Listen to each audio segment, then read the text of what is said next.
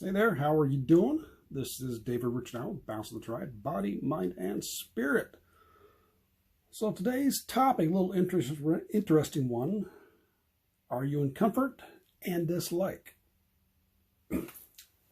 Now, this could be any area of your life, but since we mostly refer body, mind, spirit, let's talk about that. So a general way to say body, mind, spirit is your health and wellness. How's your health doing? How's your wellness doing?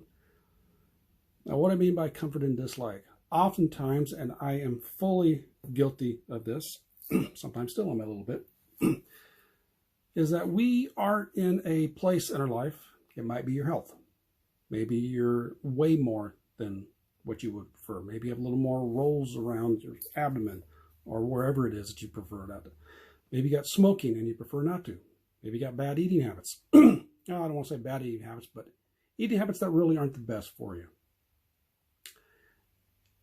So it's comfortable, but you don't like it. Here's where that comes in at. Oftentimes we are in spots to where we don't like something, but because it's comfortable, we'll stay there. This goes back, you've probably heard the story before. It comes out in a variety of ways. Man driving along out on a country road, stops by a house to get directions. An old gentleman sitting on a rocker on the porch there, got an old dog sitting there in front of the fan.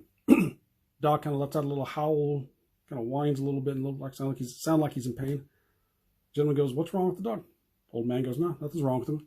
A while later, dog kind of lets out another howl in pain. The gentleman's kind of, "You sure there's nothing wrong?" He goes, "No, the dog's fine." A little while later, dog gives you another howl in pain.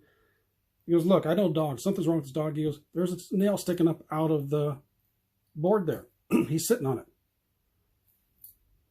And the man goes, "Why didn't it move?" "Well, apparently it's not that uncomfortable." Not that uncomfortable.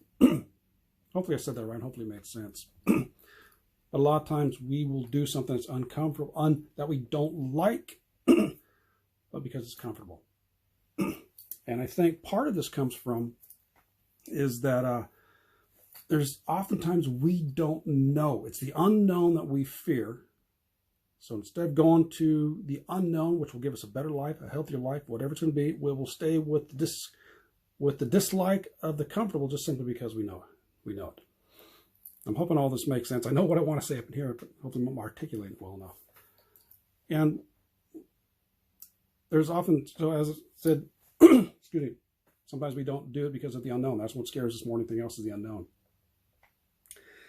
But there's also many times where that unknown, instead of even checking it out, doing research to see what's involved in, we just think we know what's involved, or we don't know what's involved at all, so we don't even bother. I was partially in that boat. Because I know when I had to deal with the blocked sinus, I had an idea in my head of what was going to be involved, what I was probably going to have to do, and I didn't want to deal with it. So I just let it go.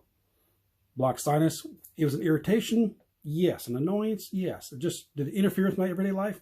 Not really, so I pushed it off. Mostly because, I didn't want to have to deal with the unknown. But most of us do this every day. So I had to get past that, and this is what you have to do for yourself. You got to give yourself a reason to try to step into that unknown. Read a book, watch a video, take a masterclass, hire a coach. Especially if you do not like where you're at, you want to go somewhere else, you got a better place you want to be, your body, your mind, your spirit, whatever else it might be in your life, but yet you're still afraid to take the next step, even if it's just a small step. That's all you got to do is at least take the small step and get some type of momentum going there. But you got to start. And no one else can do that for you. I always joke around with someone about exercise and go, "Yeah, his girlfriend said, yeah, cattle prod would work pretty good." But even jokingly, that can only work for a short period of time, and it's got to be ultimately up to yourself. I'm hoping this has all made sense as I kind of rambled on here a little bit. At least I think I'm a little more focused most of the time. But the general consensus was a lot of us are in an area we don't like, but because it's comfortable, we'll stay there. So we stay to that comfort instead of going off into the unknown and living a better, healthier life. Have you ever done that yourself? Excuse me.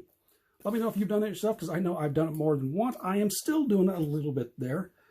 And you also might have one area of your life where it's easier for you to step out of that comfort zone and go to the unknown than it is in other areas of your life. I've definitely been there. So let me know in the comments what it's been like for you. All right? Have yourself a wonderful day, and we will catch you next time. Balancing to you. Bye-bye.